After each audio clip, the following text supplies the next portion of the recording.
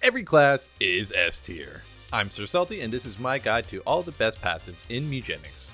This is the full video of my series with some updates brought to you by some of the viewers. So, let's get into it. And as usual, there are some spoilers, so, be prepared for that.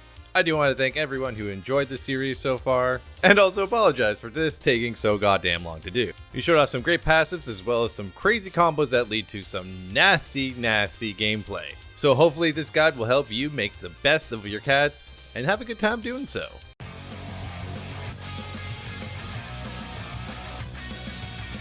Fighter is S tier, and it's not even close. What? Who's surprised with this cat being one of the best damage dealers around? Absolutely nobody. And here are my top 5 best passives for the fighter. Starting off with some honorable mentions. It's math. Making spells cost 3 and only usable once is pretty good, and also very good for breeding. Next honorable mention is Frenzy. Getting kills makes you stronger. Good for your average fight, but not great for some bosses. You'll probably end the fight before these stacks really mean something. So number 5, we have Weapon Master.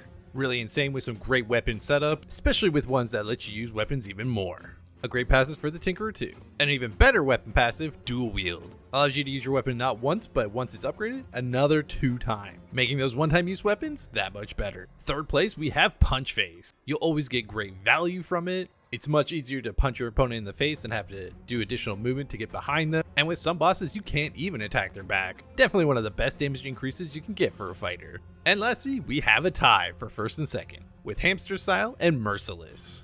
Because I pretty much value these the same. It gives you insane movement, survivability, and more damage. Hamster Style definitely has more potential though, as once upgraded you can trigger a flurry of basic attacks with just one click of the button, where an upgraded Merciless only gives you all stats up once you've done 10 or more damage in a hit. You'll get more bursts with Hamster Style and you won't regret it. Plus you'll have unparalleled mobility. So really the only passive that I forgot to mention would be Dumb Muscle. You lose intelligence every time you take damage, and when you have 4 or less, you will gain damage as well as inflicting bruise with your basic attack. And at 0, you'll have a 100% crit rate. Best utilized when you're able to have some kind of self-inflicting damage, like using razor blades or self-harm. The Stoop Zerg can actually activate this passive right away, or even building up a whole bunch of concussions with Thick Skull can activate this passive right out the gate. The only problem being you won't be able to really use your active skills very often, since you have no intelligence to gain back your mana. Tank is S-Class, and it's not even close. Wow. This beefy frontliner will protect your team and look good doing it. And here's the top 5 best passives for this class, starting off with a few honorable mentions. First up is Bouncer. This will make it so your tank goes after anyone that goes after your allies. Good for damage increase, but your cat will be out of position more often than not. I will still choose this passive any day because it's just fun, even if it killed me with Blood Frenzy. Next is Heavy Handed. More damage from knockbacks, what's not to love? Easy to use, and synergizes really well with other knockback skills and passive. And last honorable mention, we have Priority Target. Once upgraded, gives Constitution, Thorns, Brace, and HP regen. You'll just have to make sure he's in front of everything so he can get all the aggro. And number 5, we have Mountain Form. Giving you complete knockback immunity, as well as walking creates rocks sometimes. Great for certain bosses like the Crater Maker. Unfortunately, its upgraded version is kind of lacking. Next is Toad Style at number 4. A great way to increase speed, as well as a good damage increase as you can jump onto enemies and deal damage. A fantastic way to position yourself around the battlefield, as well as gaining back some much needed speed that you get from picking the tank class. And number 3, we have Pet Rocks. While not great on its own, getting spells that create rocks such as Earthquake can make a super fun build that goes real hard. Or even having the Mountain Form passive like I previously mentioned. They also got me that perfect Chub and Nub win. Pretty fragile, so hopefully you have a way to generate more rocks. At number 2, we have Hardhead. This completely negates any attack that you receive from the front. Not only can you get an item that prevents damage from behind, but paired with items and skills such as the Blackjack or Bodyguard, you'll have ways to save allies from damage while taking nothing on your own. One of the best ways to take absolutely no damage in your run. And at number 1, we have Catapult. Nice. This is just insanely fun to use. Pretty much at the start of every fight, you'll be able to catapult all your cats for free without using their movement ability. And even the AI know to run to your tank to be able to use Catapult. And you might be thinking, wow, you put mobility as the number 1? Well, of course, mobility is number 1. I would much rather be able to move, do my damage, and then be able to move out. I did leave out a couple ones that were pretty good, such as Scab, as taking damage from any source will give you shield, making you easily be able to sustain yourself. Perfect when you're trying to just protect allies and take all the damage yourself. Some others that were on the list were Thorns and Thunder Thighs. Paired together, they can be pretty devastating as you'll trigger any Thorns damage while walking through enemies with Trample. And the upgraded version of Thorns is incredibly good as you will gain Thorns by just taking damage. Perfect for Thorn taking and being an absolute menace on the battlefield. Hunter is S tier. and it's not even close. With the simplest of setups, you can be doing massive damage right out the gate, as long as you have some form of making sure that you don't miss your shots. Now let's get into some of the best passives for the hunter. Starting off with honorable mentions in traps. Other ways to change your basic attack can turn this guy into a trapping machine, while also allowing you to scale your damage out of control. Survivalist is pretty crazy for survival, especially when it comes to Act 2, as it will give you everything you need to survive the desert. So at number 5, we have Take Aim. This is a stacking damage and range buff that as long as you don't move in any way, it just keeps getting better and better. Number 4, we have Luck Swing, a great way to increase your crit chance, but also with a slight downside of 25% chance to miss. The miss chance can be worked around with items, but you might not have a lot of those at the start, which is why it's at number 4. Still an incredibly strong passive, especially when paired with some of the others on the list, such as Sniper at number 3, with a 100% crit damage increase as well as a 25% chance to stun, with this chance increasing higher and higher with more luck. With spells and items that can apply mark, you'll be guaranteed critting and stun locking anything you attack. And at number 2, we have Rubber Arrows. This allows the hunter or any class that uses projectiles to absolutely decimate the battlefield. Has so many potential synergies and can clear enemies super fast. But it's nothing compared to number 1, Hunter's Boon. Killing enemies gives 5 mana, or once it's upgraded, gives you full mana back. So as long as you have any offensive spell such as Heavy Shot, you should basically just be able to turn 1 win every time with the hunter. Yeah, we all knew this was coming. It's Bullseye. Bullseye is insanely good and just, it will never be a bad passive. I should have mentioned it in some way. I usually have a bunch of items that give me no miss, but you know, it is still amazing. And another one I forgot to mention, Thrill of the Hunt. Gaining +1 permanent dex when you get 3 kills in a fight is insanely good. Best if this is your cat's first passive, but you should still get some use out of it if it's your second. And Split Shot is insane for most boss fight. Pairs well with traps as well as anything else. Mage is S tier. Wait a minute, are we sure about this one? I mean, Mage is okay. Fine, settle down. Mage is a pretty decent damage dealer, with great utility and a really shitty basic attack. And here are my top 5 passives that will give you your best results. Starting off with 2 honorable mentions, Resonance and Charge Up. With certain setups, Resonance can be absolutely incredible when you have cheap spells like Magic Missile and you're able to reduce the mana even further. And Charge Up is just a simple way to increase your damage overall. You'll just have to make sure your mana is fully empty by the end of each turn. At number 5, we have Latent Energy. Allies using spells will juice up your next magic attack. This can jack up spells like Energy Blast, Mega Blast, and Meteor Storm, giving them some insane damage potential. Number 4 being 1, 2, 3, and 4. Never 5. All of these passives are fantastic as long as you play around their requirements. With 1, 3, and 4 being more spell focused, 2 can be much more devastating with the right setup, especially if you can turn your basic attack into Magic Missile, like our number 3 passive right now. Paw Missile, an attack you can do from anywhere that will never miss. At 9 intelligence, it can do a max of 5 damage, which every 2 intelligence can increase it by 1. It's 3 because it replaces that horrible basic attack. At number 2, we have Learn From Me. Your last spell that your mage casts will be given to all your other cats as a bonus spell slot. This is incredibly fun to use and just has so much more potential than a lot of other passives. Number 1, Magic Guru. A passive that's amazing for any cat. It allows all your other cats to pop off with their high damaging spells, gaining all stats, more mana regen, and then when you start casting spells, you'll give them mana. No downside on any cat. So good.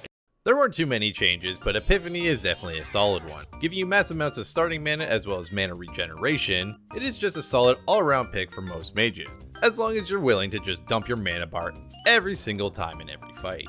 A few people did mention the elemental attunement stuff, which could have its usefulness, but you gotta be very careful on where you're using these elements. Such as being in the future, you do not want to use any electrical damage whatsoever. Definitely a little situational, but should still get you some pretty decent results. Cleric is S tier, and well, it's pretty close.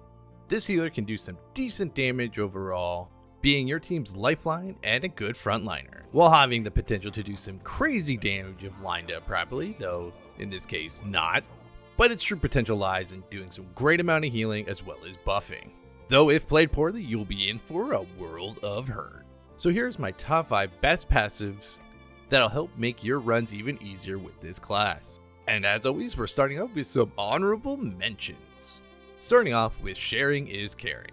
Paired with some decent mobility and ways to spawn pickups like a Butcher, you can literally have a class that just runs around, giving you party-wide buffs, mana, and healing. And there are some pretty good items that support this build. Next, we have Protect the Weak. This passive paired with some dodge increase, as well as the Cleric's ability Guardian Angel, you can stack evasion to 100%, as long as your cats don't die before meeting that health threshold. Alright, moving on to number 5, Natural Healer. A simple and effective way to increase your healing, especially early game when you don't have many unlocks yet. Number 4, Purifier. Debuffs are really bad. Always useful to have some form of removal, especially if you happen to have some mutations that always start you off with some debuffs. What's not to love? Number 3, Healing Aura. Another simple way to increase healing overall. Paired with good items and abilities, you can stack HP regen and heal your entire party every turn for the amount of it. Number 2, Caretaker. Really heal focused with these ones. One of the worst downsides for a cleric is not being able to heal itself. Once upgraded, you'll heal yourself for the full amount you heal anything else. And at number 1, we have Morale Boost. The best way to support your team is by giving them massive amounts of buffs for killing things, and this can be exploited in several different ways, mostly involving killing your own summons. You'll need to have some form of damage with the cleric, but you should be trying to do that anyways. Pair this with Witch Hunt, and you can really stack up the all stats in no time, which is insanely useful for a lot of these boss fights. Definitely an underlooked one that I came across was Thou Shalt Not Kill. Absolutely perfect and one of the best things when you're running with anything that summons, especially with it's a lot of them, like a butcher summoning a bunch of flies. And if you want to get a little offensive, there's Evil Patron and Blessing of Holy Fire. Pair with spells like Benediction, where you're just healing everything, you can deal damage to the entire area and burn them at the same time. Definitely a lot of potential with this one. Just be wary of Blessing of Holy Fire's downside of not being able to use its passive once you get a kill. Thief is S-class, and it's not even close. While this squishy coin-stealing class might seem a little inconsistent, it has the potential to deal massive damage, being able to get behind its targets very consistently, being able to poison its targets into the ground, as well as make you a good chunk of change in the process. So let's look at this Crit Fiend's top 5 best passives. They'll hopefully give you an edge in your runs. But first up, we have some honorable mentions. First up, we have Weak Spot. Generally pretty useful for getting around shields and applying weakness with your basic attack. Definitely pretty useful in certain acts like Act 2 Bunker and Act 3 where you have to get around shields, but crits also get around this. So no real point needing to get around shields when you can just do more damage. Next is Golden Claws and Swift Looter. Potential for high scaling damage. This requires quite a bit of setup with items and other abilities that will spawn you coins, and I believe breeding is necessary to really pull off this combo really successfully. Though if you can, it will trivialize the game as your damage will just go to insane levels. I could probably list 3 more honorable mentions, but let's get into it. Number 5, Double Throw. Once upgraded, it becomes Triple Throw. Paired with Poison Claw and other poison-based items, you can rack up tons of poison that will just destroy bosses since they take multiple turns. At number 4, we have Shank. Turns your attack into a melee backstab that hits twice, 3 times when upgraded. You can dish out some insane burst damage, especially paired with some crit-based passives, with the downside only being that some bosses you won't be able to get behind them. Number 3, Pinpoint. Any crits apply marked. Once upgraded, gets 100% crit damage, which is massive. An incredibly useful damage increase if you are not running with a hunter, and absolutely invaluable when you're running with spells such as Nail Flurry and Steal Time. Number 2, Backstabber. If you're ever worried about not critting, this is your solution. Once you start breeding cats with higher luck, you won't need it nearly as much, but it is very consistent throughout most of the game.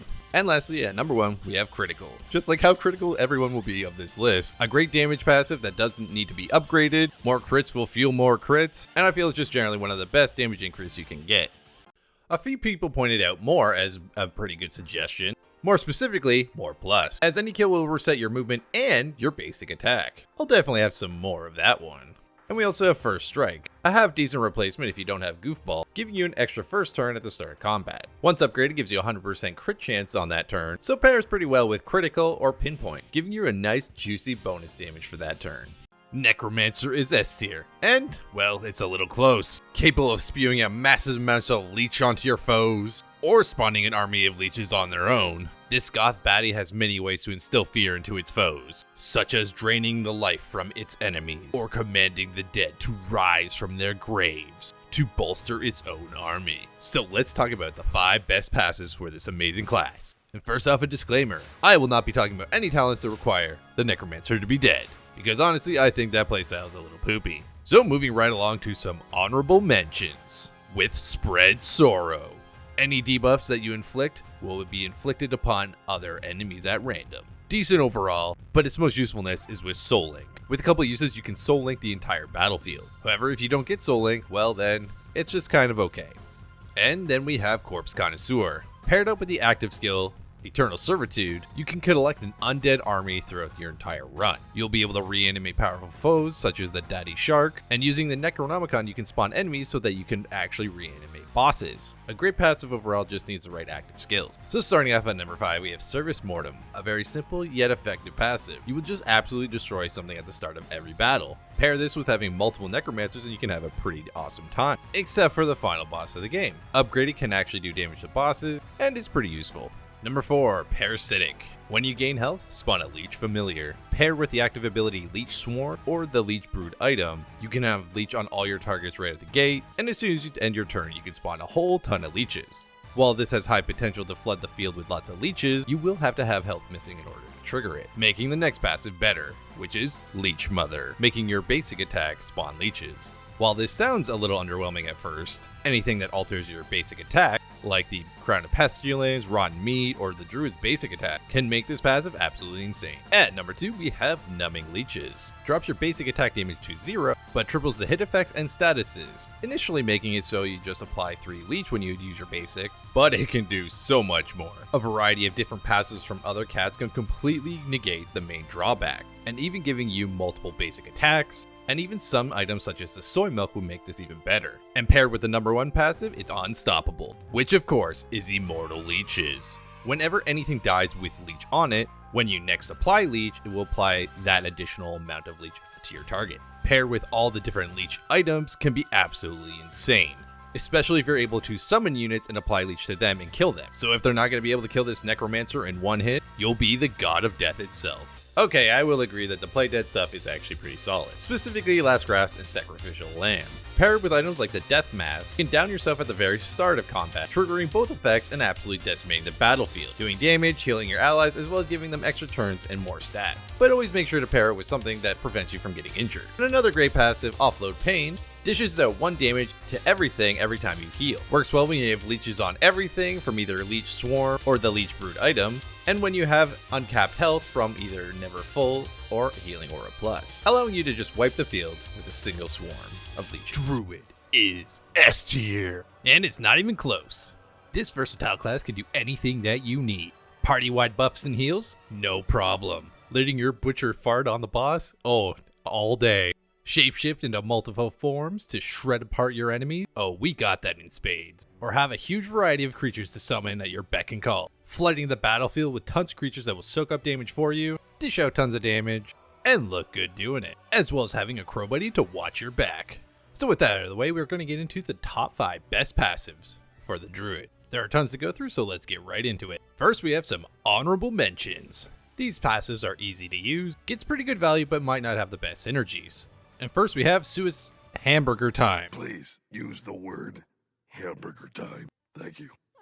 Controllable summons get a self-destruct feature. Adds really good damage overall, especially if you're summoning small things like squirrels, but only pairs well with sneak attack or teamwork. Animalistic gives your familiars more damage, and you gain permanent damage when you shapeshift. Good for elk and wolf form. Upgrades kinda poorly, but it's a decent buff for what it is. And then we have Teamwork. Anytime a familiar kills anything, give 1 damage to your entire team. That includes when they hamburger time. The only downside being it's not good against bosses that don't spawn minions. And last honorable mention, we have Wild Animals. Minions you spawn will attack immediately, but aside from using the spell Fall from Trees, a lot of your summons don't have range, so it's much harder to make use of this. And bigger summons can potentially make you get hit. So at number 5, we have Sneak Attack. Minions cost 3 less to summon, gain damage, and movement, but they all will have Doom and will only last 1 turn.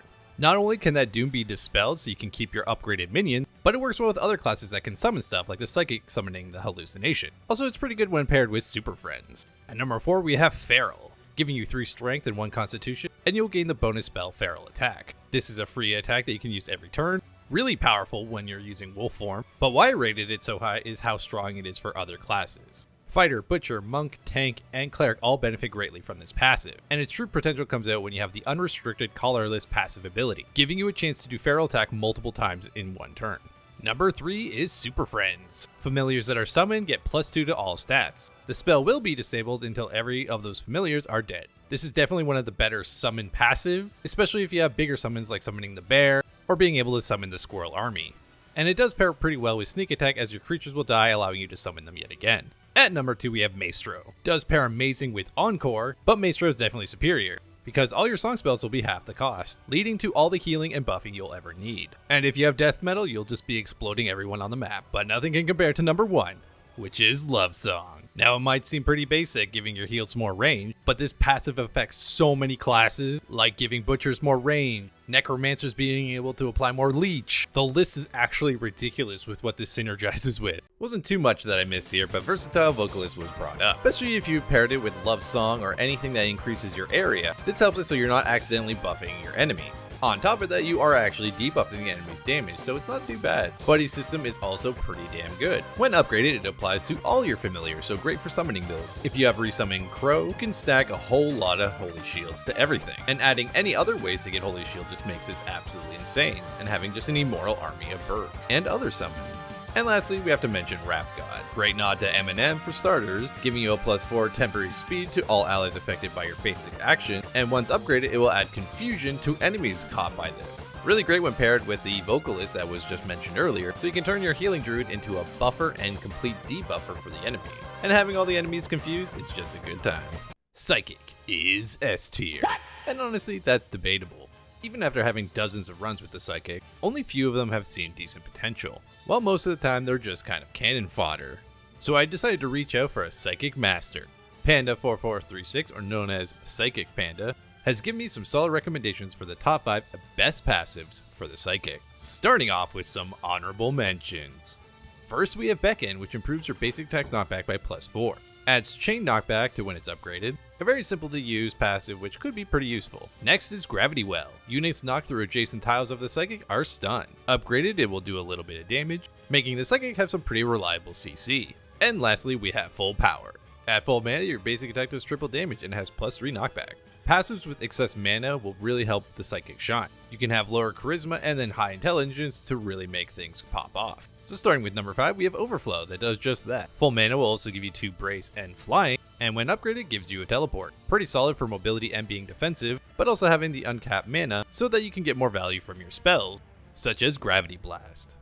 At number 4, we have Repressed Memories. Spending mana allows you to cast random spells that cost less of the spell you previously used. This just adds a bunch of fun nonsense to doing anything with the Psychic, especially when you have some higher costing spells. At number 3, we have Mad Visage. Injuries become all disfigured, attacks inflict madness, and once at 0 charisma, you can use your basic attack twice. With the low charisma, you'll be able to make use of the better passives on this list, such as Brain Geyser at number 2. Any excess mana you get will be turned into sparkles, which will shoot at the start of your turn. With high enough intelligence, using items like the Suckstone, or having any form of mana leech will really make this passive shine. And lastly, at number 1, we have Blink. When targeted by anything, you will have a 33% chance to teleport, and 50% when upgraded, potentially making you untouchable. So I didn't really agree too much with Panda's choices, but they were pretty solid. Forgot about Mind Tempest though, or 6 as some dumb people call it. Mind Tempest just gets absolutely insane when you have cheap spells like Ping, where you can just build up so much stacks of all stats as well as magic damage. Omniscience removes those pesky line of sight restrictions. A lot of the Psychic's kit relies on being able to see your opponent. This straight up removes that, making you have a much easier time doing what you need to do.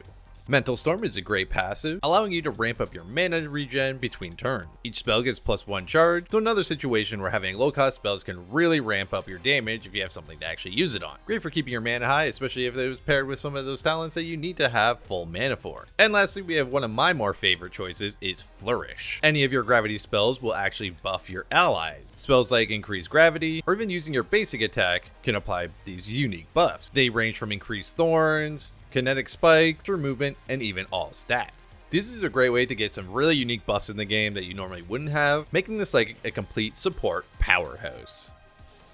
The Tinkerer is S tier, and it's a little close. Though this class does have great potential for damage, as well as being an all-around good support, it does have a little bit of inconsistencies. Mostly due to the sheer variety of spells it has access to, such as a variety of robots to create that could do damage, heal, or pick up the loose change in your couch, decimating the battlefield with tons of explosions, with the side effect of potentially hurting allies and yourself, or in the worst case, not being very useful at all. So let's fix that with the top 5 best passives you can possibly pick for this class. But first, we have some honorable mentions. Passes that are easy to use and always pretty solid. And starting off, we have V 2.0. Makes your overall weapon crafting just better. It upgrades so that your tech will never be removed, and all you need is something that generates you tech.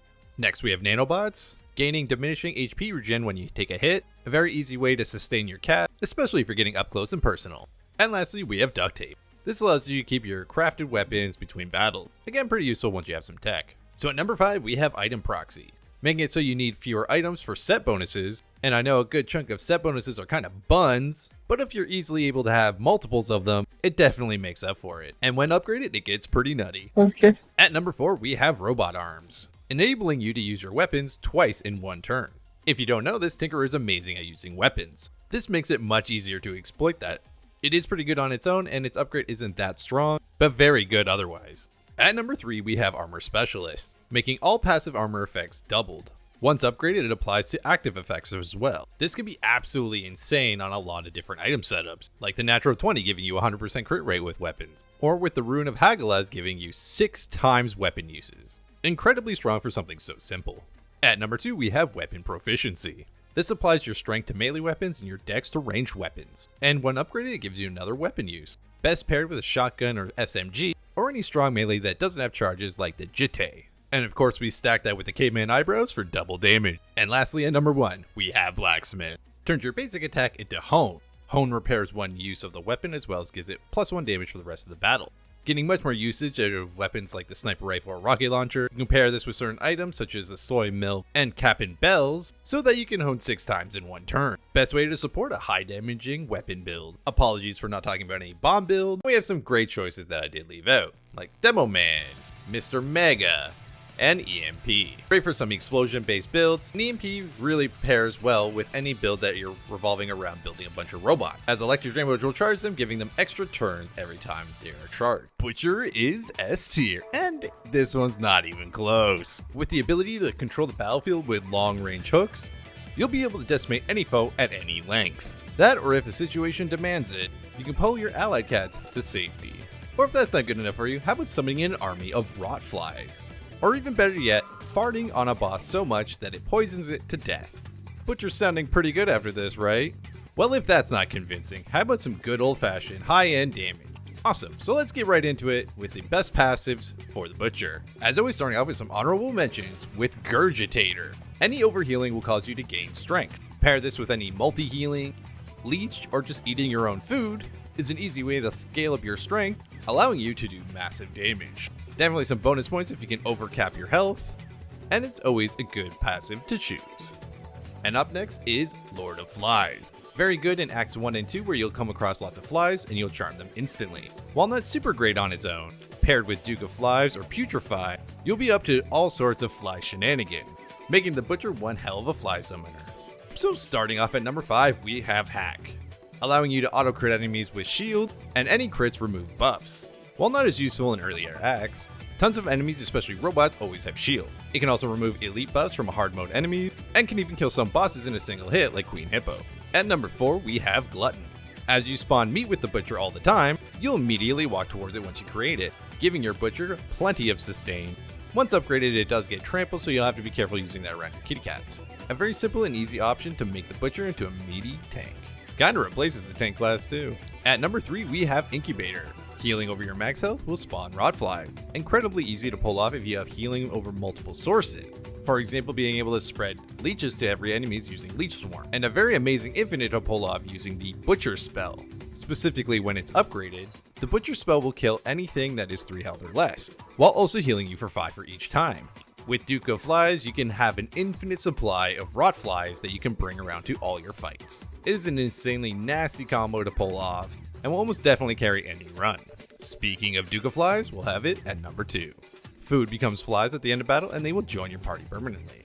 Any items or spells that spawn flies will also join your party permanently, such as the Steel Ball, summoning a Pooter, or one of my favorites using the Fish Necklace. And it goes without saying that it pairs really well with anything that can spawn additional food, such as one of my favorite spells, Gib. And lastly at number 1, we have Spin to Win. Turning your basic cleave attack into a giant Beyblading spin. Works well for breeding, especially with monks, and once upgraded it hits twice. Definitely amazing damage increase for the Butcher, and can have some pretty weird synergies with some great passives, such as Leech Mother, as any tile hit by this spin will spawn leeches. Masochist is one of the best passive I did end up leaving out. If you have self-harm or razor blades, this can just get absolutely out of control, leading to some massive scaling damage. Apparently it was crazy leaving out Rankle, but apparently I'm missing out on anything is grounds for being called crazy. I think it is an alright passive. They almost lost a very hard fight with the C1000 because of it. Neverfull should definitely have a high place on this list, as you will be able to heal past your full health, and when upgraded, every 5 health you have over your max will give you 1 strength. Paired with a Cleric, you can just get to absolutely high amounts of health, dealing so much damage in a turn. And we have Schadenfreude, which is good if you're running with a whole bunch of disorders or doing the experimental treatment side quest. Other than that, I don't see it getting too much use unless you have some specific disorders that you're trying to breed into your cats, which I'm not really smart enough to really get into, so we're not going to do that. I did save the best for last with Harpooner. This could easily be the best passive for the Butcher, but not actually for the Butcher itself. Paired with high damaging weapons such as the sniper rifle, anytime any enemy moves will trigger your cat to use the weapon without using any charges on it. So you can see how insane this could actually get. But unfortunately, if it's on a Butcher or a Monk, it is kind of poop. But anyways, I would definitely have this as number 1 because of how busted this is. Monk is S tier, and it's not even close. This versatile combat master can dish out massive amounts of damage, whether it's melee, ranged, or even being a tanky god. This class can do it all. Now it might take you a bit to get used to the Monk's playstyle, but in the right hands it can unleash tons of damage in a single turn, especially with the best spell in the game, Fist of Fate. Or maybe you'll try one of its anime based moves like the Kamehameha. Would have been cool if it was an actual beam, or if that doesn't suit your fancy, maybe a one punch will. He looks a little guilty here, and if you can't beat him, bomb him. So don't let the Monk's weaker basic attacks fool you. With a little bit of setup, this class will be an absolute powerhouse. And in my opinion, these are the top 5 best passes for the class. If you got your own, let me know in the comments. As always, we have some honorable mentions. First is Unstoppable, making immune to knockback, stun, slows, and any other mobility debuffs. And upgraded, it makes you immune to everything. Just simple and good.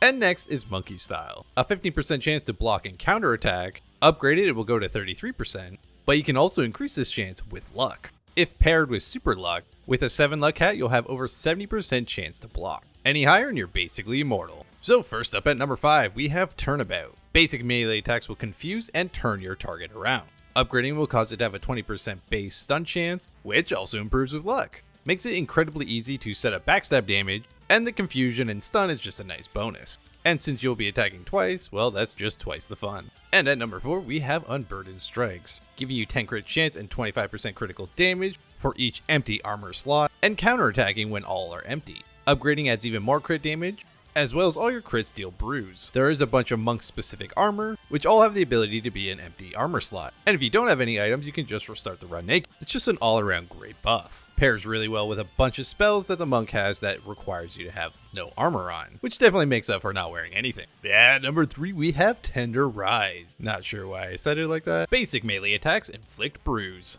Upgraded gives it a 15% stun chance as well as confusion, funny enough. Great for setting up multi-hitting spells like Fury Swipes, Nail Flurry, or 100 Hand Slap. Easy to use and a great debuff to apply. At number 2, we have Flow State. Buffing 1 strength and 2 dex every time you deal damage, or upgraded 2 to strength and dex as well as luck. Some amazing synergies with Nail Flurry, making Nail Flurry Plus just insane. Any bounce effects will apply multiple triggers of this, or you can buff yourself before your turn with Rally or Order. A truly amazing way to stack all kinds of damage. But at number 1, we have Running Jab. Pair this with low costing mobility and you're an absolute god. Doubles Fists of Fate damage. You pair this with any mobility from the fighter or maybe even in the Butcher, it's so good. The only other thing I forgot to really mention is the Unburdened Motion and Thoughts. Again, these are perfect for the monk because they generally don't really need that much armor to really get going. It's more important to have better synergy between your spells. And on top of that, the monk specific armor is also pretty solid for it because it also doesn't count as actually wearing armor. So both are fantastic and you will get pretty good results using either one of them with an armorless monk build. Jester is S tier, and well, this one might be up for debate. But actually, it's not. Throughout this amazing series, people have pointed out that just having a certain passive makes that class S tier. So in Jester's case, yes, this absolutely makes a Jester S tier. In fact, probably well beyond that, as the Jester has 2 unique passives that are absolutely the best in the game. Both unlocked after beating the Graveyard with the Jester, one of them being Goofball, which allows you to take an extra turn at the start of each and every round, upgrades into 2 turns, And Super Luck giving you 21 luck, and when upgraded gives you 77 luck. Just absolutely absurd passives. So if you're lucky to get either one, definitely start breeding some goofballs or some super lucky cats. So even though the Jester might be a little inconsistent in runs, just because it has literally access to everything, you'll still manage to always be able to find some use for it on your team. Whether it's making summons, being a partial healer, or just messing around and having a good time. Collarless cats are S tier? Well, I'm not too sure on that one. If you're looking at 100%ing Mewgenics, you're going to have to do some runs with some collarless cats. They are inherently nothing special, and using them might want to make you off yourself, especially when you think you might have something going for that cat, but then had a mutation that made its basic attack apply wet to everything. Yeah, I did that. That was me. However, these cats do have some pretty decent passives, as well as great unlockables for beating each of the acts with them. Each armor piece giving +1 to all stats, and a pretty decent set bonus. So for the last one, let's get into some honorable mentions. Starting off with any soul passive. Not only a pretty good stat boost for whatever class you choose, but this will help mold your cat into something a little more formidable, and allows you to gain spells and passives for that class. Next we have Unscarred, which gives you a 100% crit chance when you're at full health. Great for ranged units that don't have to get close to enemies, or if you're able to give a high amount of shield. Upgrade gives +1 to all stats and 5 mana regen, and can pair pretty well if you have Skillshare. Next is Mini-Me. You now have a copy of yourself that has 50% of your stats, and upgrade you get a Mini-Me. Pretty solid in most situations, as long as you don't have a spell that costs coins, because you'll run out super fast. Then we have one of my favorites, Zenkai Boost. I just really like it thematically, I just wanted to mention it. And then let's end with Lucky, a very simple but good talent that just gives you luck. But let's get into the top 5 right now. With number 5 being Restricted. Once per battle actions become once per turn actions. Once upgraded, that action has a 50% chance to be castable again. Spells like the Kamehameha or One Punch are much more useful. Works for lots of spells and items, and it's definitely worth a look at. Next we have Overconfident. At full HP, reduce the cost of spells by 2, but you'll take double damage. Upgraded, it will allow you to heal for 1 each time you cast a spell. A very simple passive and is perfect for hunters and psychics, or anything that just sits in the backline, such as a Druid spamming Inspirational Song over and over again for 2 mana, spamming to your heart's content. At number 3 we have Strength in Numbers. For each other familiar, your familiars will get +1 damage. So 2 familiars equals 1 damage for each of them. Pairing this with all the summon items and abilities can be pretty awesome, because also once it's upgraded, it can give you +1 damage for each familiar out. Especially really good when you're summoning multiples like the Squirrel Squad. At number 2 we have Careful. Now you might think this is kind of boring, and while you might be right, but its upgraded version is significantly better than you think. First off, you won't be able to debuff your allies, but it has a few hidden mechanics. Items no longer lose durability. You gain 25% dodge, and gain immunity to tile effects and backstab. And not losing item durability is insane. But at number 1, we have Skillshare. Your current other passive is shared with all your other cats at the start of battle. In its upgraded version, it will make it so you pass down your other passive while breeding every single time, making breeding exceptionally easier. Great for passives like Magic Guru or Good Vibe, to stack all kinds of mana regen and health regen. Well, congrats, you finally got through this. And so did I. Thanks everyone for your contributions, watching the full series of course, and all around being awesome. I'm hoping to get around to a lot more content, but we shall see. So until then, take care, and I'll catch you on the next one.